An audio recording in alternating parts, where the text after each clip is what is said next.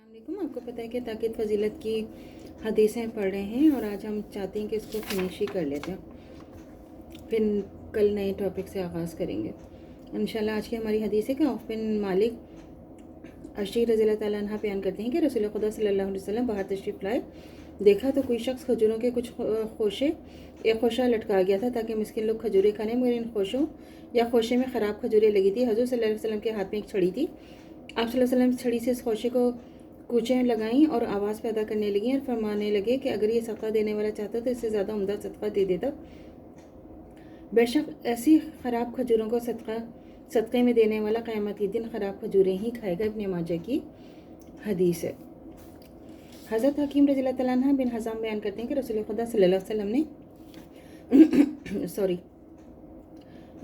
वसल्लम ने फरमाया कि ऊपर वाला हाथ यानी देने वाले हाथ का नीचे वाले हाथ यानी लेने वाले हाथ के बेहतर है, और खैरात देने का आगाज़ इनसे करो जो तुम्हारे ज़ेर परवरिश हों, यानी जिनकी परवरिश तुम्हारे ज़िम्मे हो। बेहतरीन खैरात वो है जिन्हें देकर भी इंसान मालदार है, और जो कोई सवाल करने से बचना चाहता है तो इसे खुदा उसे सवाल करने से बचा लेता है, और जो कोई तवंगरी मांगता है तो अल्लाह से तवंगरी अता फरमा देता है। सही बुखारी की हदीस है। हज़रत अबू हुरैरा रज़ी अल्लाह ताला अन्हु बयान करते हैं कि एक शख्स रसूल खुदा सल्लल्लाहु अलैहि वसल्लम की खिदमत में आया और अर्ज़ किया, ए खुदा के रसूल, कौन सी खैरात अजर के लिहाज से सबसे बड़ी है? तो आप सल्लल्लाहु अलैहि वसल्लम ने फरमाया कि अजर के लिहाज से सबसे बड़ी खैरात यह है कि इस वक्त खैरात करे जब तू तंदुरुस्त हो, माल के मामले में हरीस भी हो, मोहताजी से डरता हो, मालदारी की उम्मीद भी रखता हो, इसके बावजूद खैरात करे।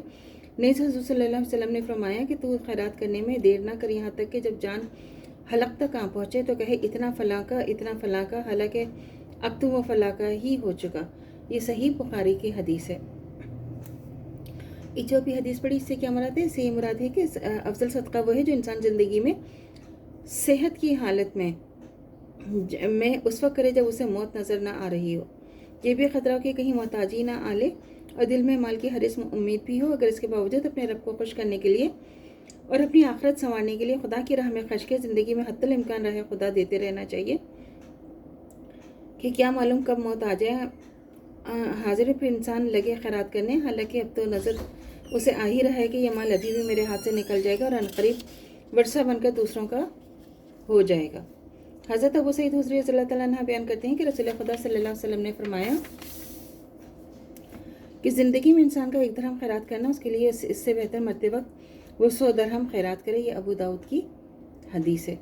तो ज़िंदगी में जब हम एक दरहम भी खैरात करता है तो इस माल में से करता है जो उसका अपना है और अभी ज़िंदगी के अखराजात ने भी घेरा हुआ है, और ये भी नहीं जानता कि अभी वो कब तक जिएगा और आइंदा उसे इस माल की कितनी ज़रूरत पेश आएगी। ऐसी हालत में थोड़ी खैरात करना भी उसके लिए फजीलत की बात है, मगर जब वो मरते वक्त खैरात करता है तो उसे उस माल में से खैरात करता है जो अब अनकरीब वारसों की मलकियत बनने वाला होता है, जिसके मतलब उसे मालूम होता है कि अब ये मेरे काम का नहीं है और ये मेरे अब किसी काम नहीं आएगा, क्योंकि मैं तब इस दुनिया से रुखसत होने वाला हूँ। मौत के साथ ही मेरे अखराजात भी ख़त्म हो जाएंगे।